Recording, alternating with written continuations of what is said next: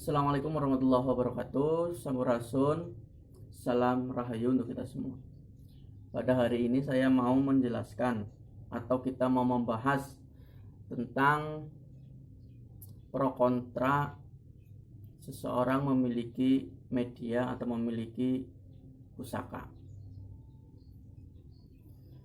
Banyak yang pro, banyak juga yang kontra. Ada yang bilang memiliki pusaka atau media itu syirik. Ada juga yang memiliki pusaka itu tidak syirik.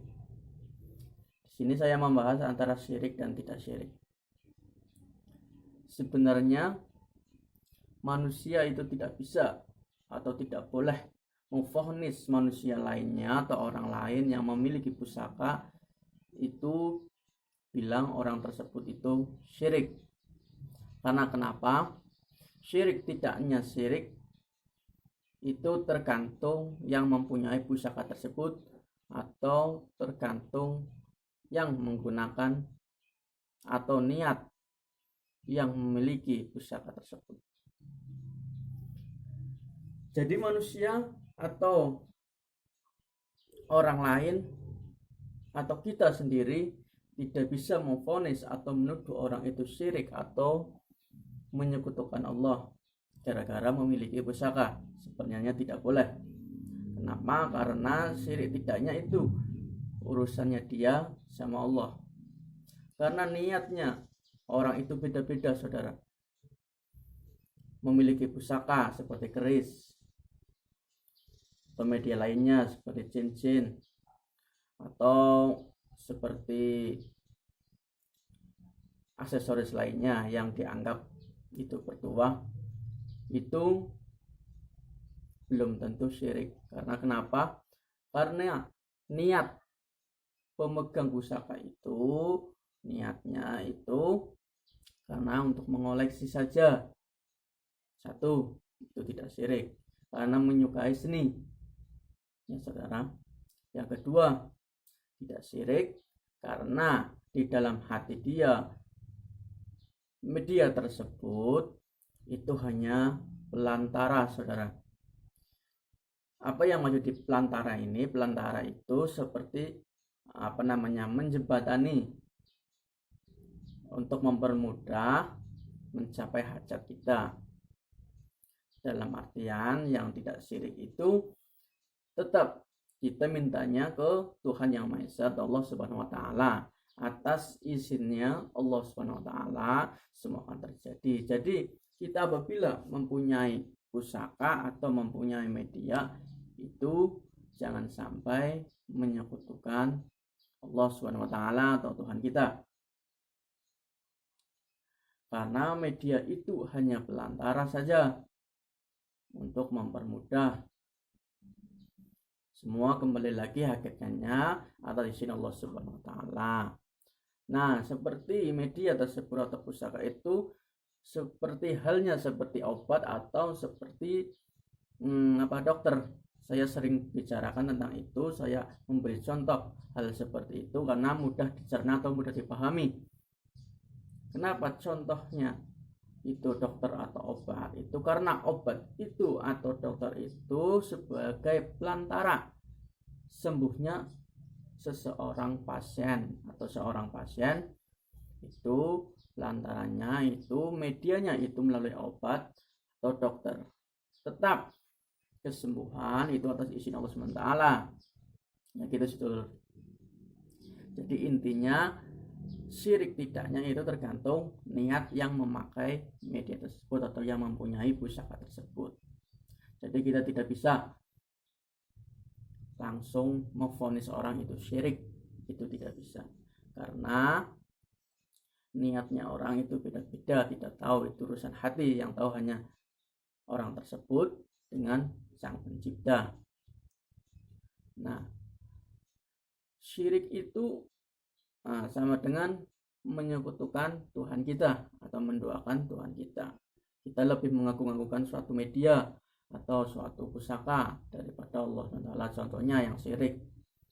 Gara-gara ini, karena pusaka ini aku menjadi sering beruntung, dagangan saya laris, banyak cewek-cewek atau laki-laki yang mendekati saya. Nah, itu sudah salah jalur, itu ikutnya syirik karena sudah menggunakan media atau pusaka dan menduakan Allah Subhanahu wa taala Tuhan kita. Begitu juga dengan contoh yang simpel saja seperti obat tadi. Mengonsumsi obat tadi juga bisa membuat kita menjerumus ke syirikan. Loh, kok bisa? Nah, di sini saya mau menjelaskan, syirik tidaknya itu kembali ke hati orang masing-masing yang menggunakan media tersebut. Nah, obat tersebut bisa syirik apabila kita contohkan, saya atau jenengan mempunyai keluhan sakit kepala. Nah, lalu kita membeli suatu obat untuk sakit kepala, contohnya Botrek atau Panadol dan sejenisnya, kita minum dan alhamdulillah sembuh. Nah, di hati dia mengucapkan, alhamdulillah gara-gara obat ini saya sembuh. Nah, kalau kita sudah mengucapkan kata-kata karena obat, itu kan sudah meninggalkan Allah SWT. Jadi kita lebih menuhankan kepada obat daripada Tuhan kita. Nah, itu bisa syirik. Jadi yang benar, kalau kita mengonsumsi obat dan sakit kita sembuh, kita harus mengucapkannya itu dengan benar. Contohnya, alhamdulillah melalui pelantara obat ini, atas izin Allah SWT, penyakit saya sembuh. Nah, itu yang insya Allah tidak apa-apa, tidak syirik. Karena syirik tidaknya itu tergantung yang menggunakan atau niat si pemakai tersebut. Banyak contohnya, obat tadi itu contoh yang mudah. Itu apabila kita mengonsumsi obat terus sembuh, tapi kita mengucapkannya tidak karena Allah, tapi karena obat tersebut, kita itu sudah termasuk syirik.